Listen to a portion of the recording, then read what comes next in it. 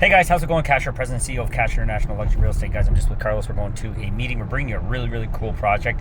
We haven't brought you too many things in Uvero Alto, but we're actually going to be bringing you one that's pretty damn cool. And guys, remember, what we're trying to do is find you the best projects. And this one really is checking off a lot of boxes. So we're going to be bringing you that in coming episodes. So, hit that notification button so you're first to see it. Price point under 200K. Beachfront. It's spectacular. Okay, so keep your eyes open. All right, so onto the video. What am I doing here? Why am I leaving a quick video for you guys? This is an explanation I want to leave for a client of mine. Carlos said, hey, can you quickly speak to him about the setting up a corporation now or later? This is my 2 cents, okay?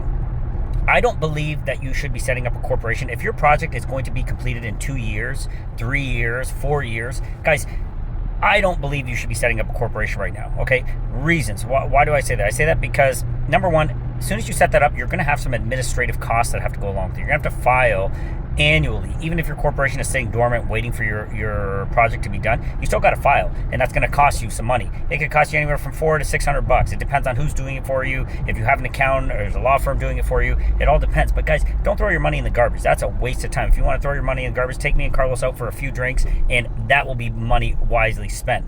What you don't want to be doing is just throwing it in the garbage, because you don't even have a product that you are going to be utilizing, okay?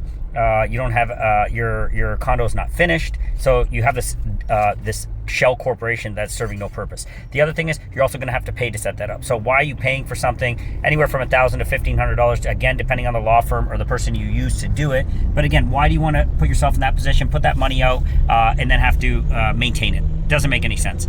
Now, in the scenarios, where does it make sense? You're buying a resale property, okay? You're buying a resale, you want to put it in a corporation, okay, I get it. You're buying something that's going to be completed in a couple months, right? Makes sense, because in the pre-construction, do you want to own it in a corporation? I've done a video with the advantages and disadvantages of it. But let's say you've already decided you want to own it in a corporation. In that scenario, what you want to do is probably be a few months ahead of it. So you know the project is going to be delivered, let's say December of 2029. I would, in and around the September timeframe, August, September, start having that conversation with your legal representative or with myself, Carlos, Bride, Lila, one of us, and start saying, hey, should I do it now?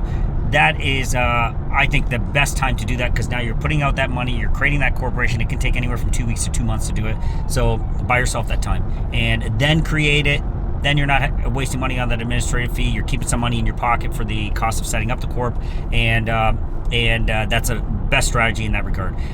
Now, a sidebar to this. When you are buying a product, okay, that is, let's say, sub 200,000, keep in mind, when you buy your first piece of real estate here, okay, it applies to one property. When you buy your first piece of real estate here, essentially, it's based on the pesos to US dollar conversion rate. But let's say, as of right now, based on inflation and all other things, it's about $170,000.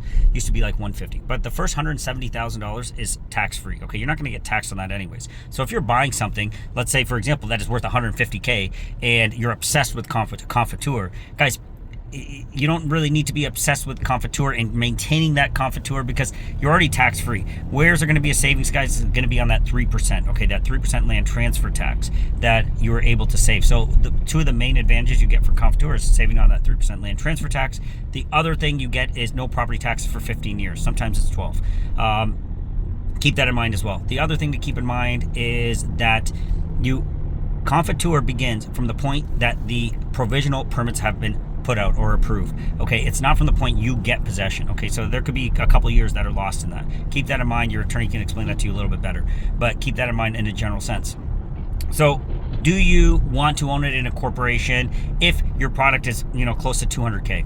I don't know if that's an advantage necessarily, because what you're going to have to do with that corporation, and this again, I want you to ask your attorney or our attorneys that we provide you guys with, is ask them if there's an advantage, because you are going to have an asset tax. So if you're going to own this corporation, let's say you buy something that's $500,000, you're going to have an asset in that corporation that is worth $500K. You cannot bypass the asset tax, which is going to be in and around that 1%. So you're going to be paying 1% on the full $500K annually when you have it in a corporation. Keep that in mind. Okay, yes, you will save on that 3% land transfer tax in the Confiture situation, but annually on the property tax, you're going to have to pay that if it's in a corp. Okay. okay? Because you're not paying property tax, but you're paying that asset tax. Again, your attorney should advise you on that. Ask these questions. This is what this is about. Remember, guys, I'm not an attorney, I'm not an accountant. I'm just an entrepreneur that loves this country and loves investing here. But what we want you guys to do is we want to open your eyes and make sure you understand the market and ask the right questions, because knowledge is power, as we all know. Okay, so keep that in mind. It's not an automatic shoe-in, own it in a corporation. Okay, it is not that straightforward. It's not that simple. Also, the premise of you would at some point be able to sell that corporation to someone else.